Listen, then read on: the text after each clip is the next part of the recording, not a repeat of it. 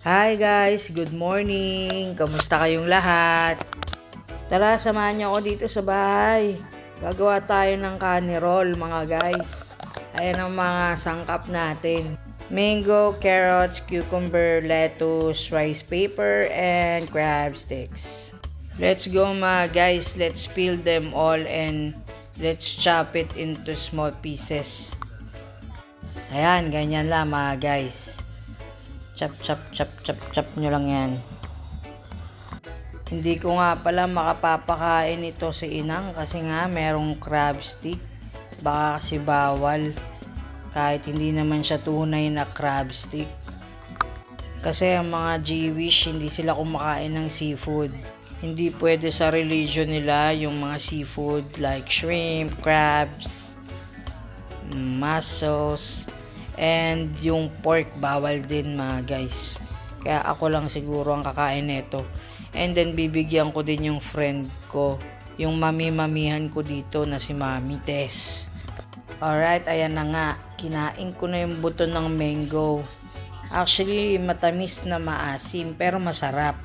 Buti nga mga guys, season na ng mango dito sa Israel eh. Alright, ayan, na-chop ko na yung mga ingredients natin mga guys. Ngayon naman, ibabad natin itong crab stick sa hot water para medyo maluto yung crab stick natin. Yan, ganyan lang. Mabilis lang naman yan maluto, kaya babad lang saglitan. Tapos himay-himayin na natin mga guys, ganyan. Sa mga maliliit na piraso. Pwede rin namang ilagay nyo ng buo, pero mas trip ko kasi yung ganyan. O ngayon, yan na. Sinoke ko na yung rice paper dun sa water. For a few seconds lang. And then, ganyan. Irarap na natin lahat ng ingredients. Pag samasamahin natin, ibalot natin siya ng ganyan mga guys. O, diba? Mukhang kani roll na siya mga guys. And then repeat the same process na dun sa ibang rice paper and para marami tayong magawa.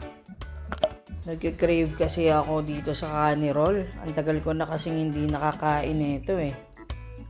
Actually, pwede rin namang hindi mo na ibalot sa rice paper. Kani salad siya. So, pagsamasamahin mo lang yung mga ingredients and then lagyan mo lang ng dressing. Ayun, tapos i-mekos-mekos mo lang ng bahagya. Salad na. Pero mas gusto ko kasi yung nirarap dito sa rice paper para masarap. Alright, tapos na tayo sa top view. Dito naman tayo sa side view. Masarap to mga guys. I-try nyo din sa inyong mga bahay. Mas masarap yung mangga natin dyan kasi matamis. Pero masarap din naman itong mangga na nabili ko. Medyo maasim na matamis. Alright mga guys, tapos na ang ating pag-wrap. Ngayon naman, mukbangin na natin ito para mahusgahan na mga guys. Tingnan nyo, ang ganda ng itsura. O diba, kani roll lang dating. At saka nga pala mga guys, bumili nga lang pala ako ng dressing sa grocery, yung Hellmann's dressing. Pwede na yun, masarap din yun mga guys. Garlic nga pala yung flavor. Ipapakita ko sa inyo.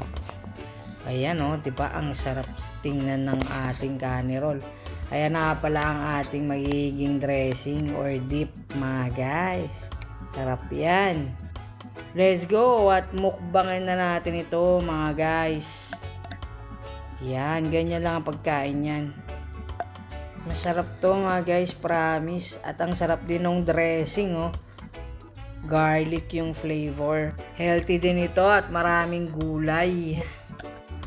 Ang sarap mga guys. Unang kagat, ang sarap talaga, promise. Kaya gawin nyo rin ito sa inyong mga bahay. Pwede rin kayong maglagay ng mga vegetable na choices nyo dyan. Pwede nyo i-roll yun. Mas masarap kung mas maraming gulay. O, diba? Parang fresh lumpia sa atin dyan. Ang sarap mga guys. Kain na din kayo dyan. Pwede nyo rin itong maging negosyo kung trip nyo. gawa na lang kayo ng dressing or ng dip. Mas mahal kasi kung bibili kayo sa groceries. Kaya lang, sa grocery kasi, timplado na yung mga dressing. Kaya hindi mo na kailangan pang bumili ng mga iba't ibang klaseng ingredients para makagawa nun. Thanks God talaga at malapit kami sa mga groceries dito. Para naman nakakain ko din kung ano yung pinagka-craven ko mga guys. Medyo marami pala akong nagawa mga guys, kaya bibigyan ko nito si Mami Tess. Yung mami-mamihan ko dito. O, paano ba yan mga guys? Last bite ko na ito. Ang sarap talaga. Maraming salamat nga pala sa panonood mga guys at sa suporta. Paalam!